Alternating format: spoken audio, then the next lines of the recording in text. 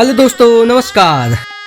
लाल बलुआ पत्थर से बना शाही लाल किला न केवल मुगल बादशाहों का राजनीतिक केंद्र हुआ करता था, बल्कि यह किला मुगलों के लिए 200 वर्षों तक का सबसे बेहतरीन और खूबसूरत आशियां भी बना रहा। मुगल बादशाह शाहजहां ने इस किले का निर्माण उनके वास्तुकार और शिल्पकार उस्ताद हमीद और उस्ताद अहमद के कहे अनुसार यमुना नदी के किनारे खुले मैदान में बनवाने का निर्णय लिया और ताजमहल जैसे खूबसूरत इमारत बनाने वाले मुख्य वास्तुकार उस्ताद अहमद लाहौरी ने मुख्य भूमिका इस किले को बनाने में निभाई। तो आइए दोस्तों, आज हम लोग जानेंगे लाल किले का एक गौरवमयी इतिहास जिसने अपने अब तक के कार्यकाल में बहुत कुछ देखा और बहुत कुछ सहा भी, और ना जाने कितने मुगलों और अंग्रेजों का इतिहास इसने अपने अंदर छिपा रखा है। सन 1526 से लेकर सन 1857 तक मुगलों का शासन रहा और इस बीच करीब 330 वर्ष का कार्यकाल के दौरान कितने राजा बादशाह आए और कितने चले गए। लेकिन इस दरमियान कुछ नाम ऐसे थे जिन्हें आज भी भारत के इतिहास में याद किया जाता है। उन्हीं में से एक थे मुगल सम्राट शाहजहां, जिन्होंने सन 1627 ईस्वी से 1657 ईस्वी के बीच मुगल साम्राज्य की गद्दी संभाली और ये अपने वास्तुकला, शिल्पकारी और खूबसूरत किले और भवनों के लिए जाने गए। शाहजहां के शासनकाल मुगलों के इतिहास का स्वर्ण युग भी कहा गया था।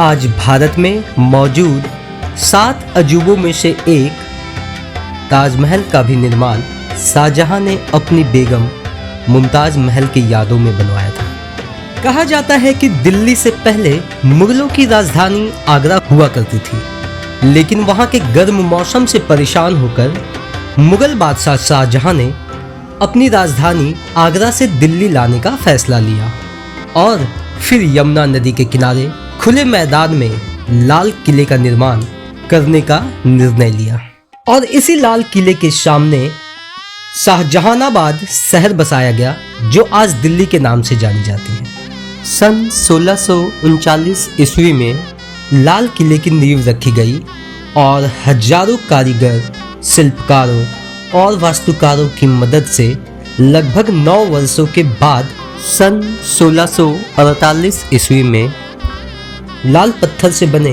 यह लाल किला बनकर तैयार हो गया और बड़े ही धूमधाम से इस लाल किले का उद्घाटन समारोह मनाया गया। इस शाही लाल किले को लगभग 255 एकड़ की भूमि में तैयार किया गया, जिसके अंदर अनेकों छोटे बड़े भवनों का भी निर्माण किया गया, जिसमें से दीवाने खास, दीवाने आम, मोती मस्जिद, मुमताज महल, रंग महल और कई छोटे बड़े अनेकों भवन बनाए गए। इस पूरे भवनों को ठंडा रखने के लिए इसके बीच नहरे बहिसत बहती है, जो अलग ही खूबसूरती का केंद्र हुआ करता था तब के जमाने में। इस लाल किले के सामने की दीवार 110 फीट ऊंची और यमुना नदी की ओर जाने वाली दीवारों को 60 फीट ऊंचा बनाया गया था। लाल किले से सटा हुआ एक सलीम गढ़ का भी किला हुआ करता था, जिसे एक छोटे से पुल से जोड़ा गया है, जिसका निर्माण शेर शाह सूरी के बेटे सलीम शाह सूरी ने 1546 ईस्वी में करवाया था, जिसका इस्तेमाल शाही कैद खाने के रूप में किया जाता था। लाल किले के सामने से एक प्राचीर का निर्माण औरंगजेब के द्वारा बाद में करवा दिया गया, जिससे लाल किला सामने की ओर से ढक गया और इस लाल किले की प्राचीर को तब घूंघट वाली दीवार भी कहा जाने लगा। हालांकि ये निर्माण शाहजहां को बिल्कुल भी पसंद न थी, लेकिन अब शाहजहां एक कैदी की तरह जीवन निर्वाह कर रहे थे, जिन्हें उनके ही बेटे औरंगजेब ने नजरबंद कर रखा था। लाल किला में कुछ 5 दरवाजे बनवाए गए थे, जिसमें से 2 मुख्य दरवाजा हुआ करता था। पहला दिल्ली दरवाजा और दूसरा लाहौरी दरवाजा, जिसे अब लाहौरी गेट भी कहा जाता है। लाल किले के दक्षिण की तरफ दिल्ली दरवाजा है, जो जामा मस्जिद की तरफ है। इस मस्जिद को भी शाहजहां ने ही बनवाया था। बादशाह इसी दरवाजे से जामा मस्जिद नमाज पढ़ने के लिए जाया करते थे। इस लाल किले का मुख्य दरवाजा लाहौरी दरवाजा, जो कि चांदनी चौक के ठीक सामने खुलता था। इस लाहौरी दरवाजा के सामने घुसते साथ नक्कार खाना मौजूद है, जहां पूरे दिन भर में 4 से 5 बार शहनाइयां और ढोल बजते रहते थे। ये वही नक्कार खाना है जहां जहांदार शाह और फर्रुखसियर की हत्या कर दी गई थी। इसी नक्कार खाने के सामने है दीवाने आम, जो सभी आम जनों के लिए हुआ करता था, जिसे बेशकीमती पत्थर, सोने, चांदी और बेहतरीन नक्काशी करके बनवाया गया था। ये दीवाने आम लाल पत्थरों से निर्मित था।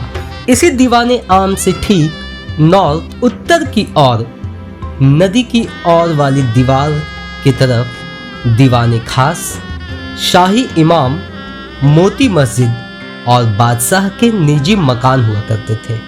और यहीं से रंग महल की ओर एक रास्ता जाता था। रंग महल मूल रूप से शाही हरम का एक भाग हुआ करता था, और यह महल का वह हिस्सा था जिसमें शाही परिवार की महिला सदस्य आराम कर सकती थी, और ये बेहद खूबसूरत और आकर्षक हुआ करता था। दीवाने खास सफेद संगमरमर से बना हुआ था, जिसकी छतें चांदी से बनी हुई थी, और इस दीवाने खास के बीचों बीच एक नहर बहती थी, जिसे नहरे बहिसत कहते थे।